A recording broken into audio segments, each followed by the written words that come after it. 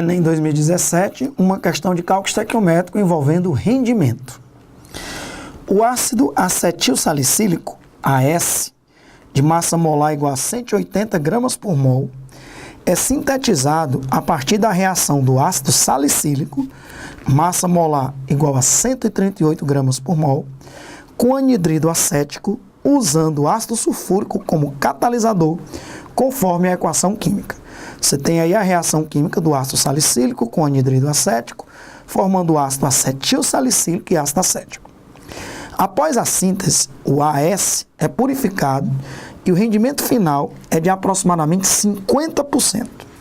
Devido às suas propriedades farmacológicas, antitérmico, analgésico, anti-inflamatório, antitrombótico, o AS é utilizado como medicamento na forma de comprimidos, nos quais se emprega tipicamente uma massa de 500 miligramas dessa substância. Uma indústria farmacêutica pretende fabricar um lote de 900 mil comprimidos, de acordo com as especificações do texto. Qual é a massa de ácido salicílico em quilos que deve ser empregada para esse fim? Então, questão de cálculo estequiométrico envolvendo rendimento, ele diz que o rendimento da reação é de 100%. Primeiro cálculo que a gente tem que fazer, ele diz aí que cada comprimido tem uma massa de 500 miligramas de ácido acetil salicílico, só que a indústria quer produzir 900 mil comprimidos. Então, vamos logo descobrir qual é a massa de AS nesses 900 mil comprimidos. Eu vou anotando passo a passo da minha resolução, para que fique bem claro aí para você. Então, primeiro passo, ó, cálculo da massa de ácido acetil salicílico em 900 mil comprimidos. A partir da informação que ele dá, ele deixa bem claro aí na questão, ó, que um comprimido tem 500 miligramas. Ele diz, um comprimido de AS tem 500 miligramas. Vamos passar para grama, né? 1 miligrama é 10 a menos 3 gramas. Você lembrar? Ó, grama, decigrama, centigrama, miligrama. Para passar de miligrama para grama, ou você divide por 1000, que é 10 a terceira, ou então você multiplica por 10 a menos 3, para você trabalhar com notação científica. Então, 500 miligramas é 500 vezes 10 a menos 3 gramas. Um comprimido tem 500 vezes 10 a menos 3 gramas. 900 mil comprimidos. 900 mil comprimidos vão ter que massa? X. Esse X, ó, vai ser 9 vezes 10 a quinta vezes 500 vezes 10 a menos 3 dividido por 1. Eu vou fazer isso. Ó.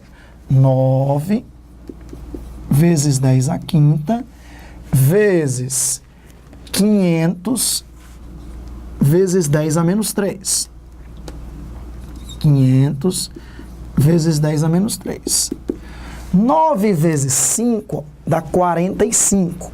45. Então, seria 45.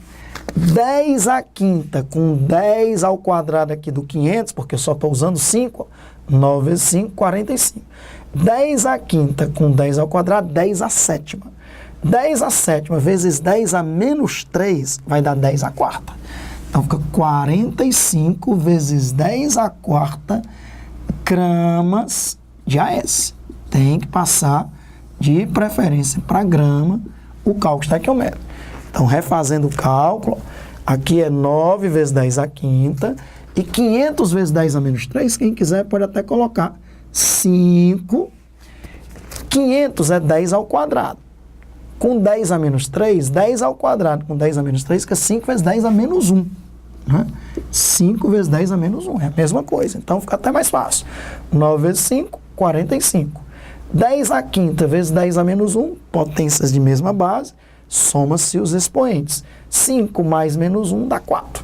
Então, 45 vezes 10 à quarta gramas de AS. Ok.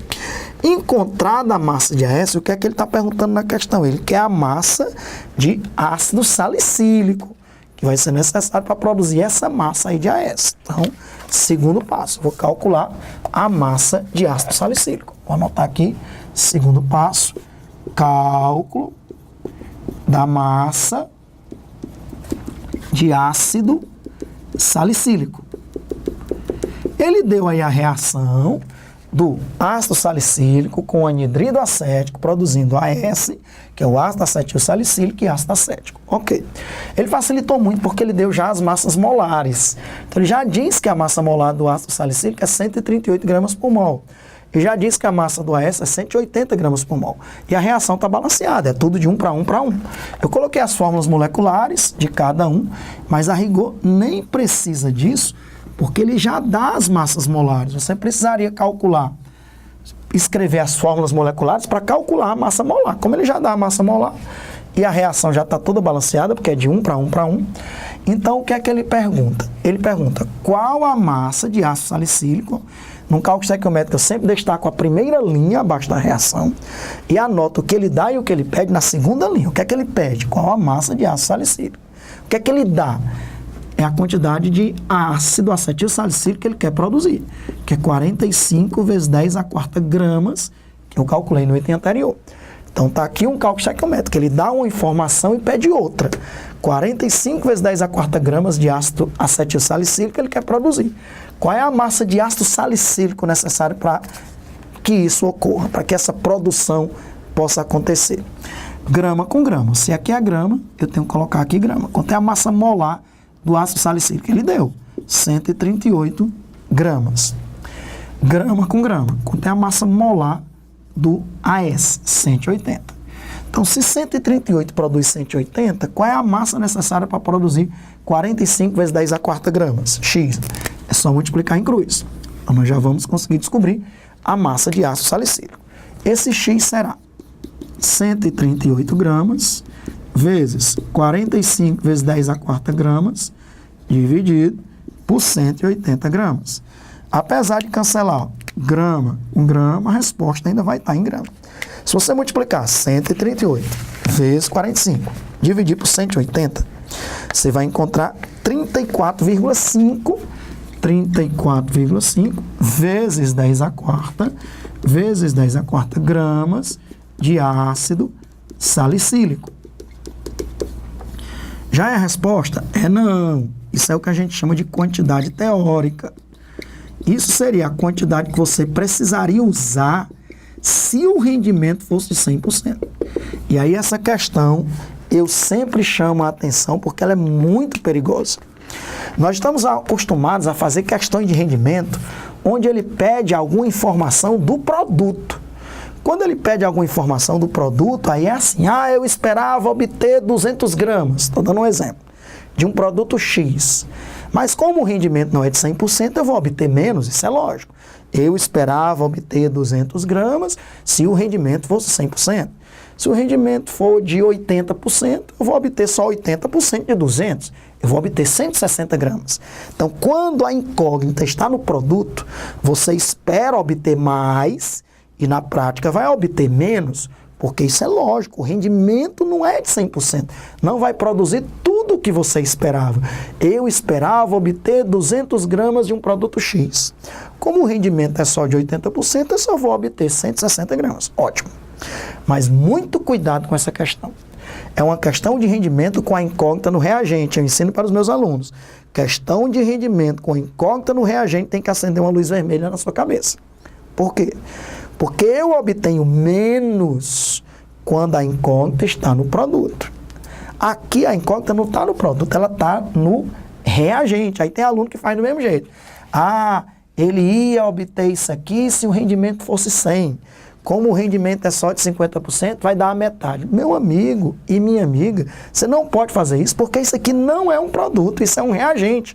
Agora o raciocínio tem que ser ao contrário, ou seja, você precisaria colocar isso aqui para reagir se o rendimento fosse 100%, ou seja, se reagisse tudo.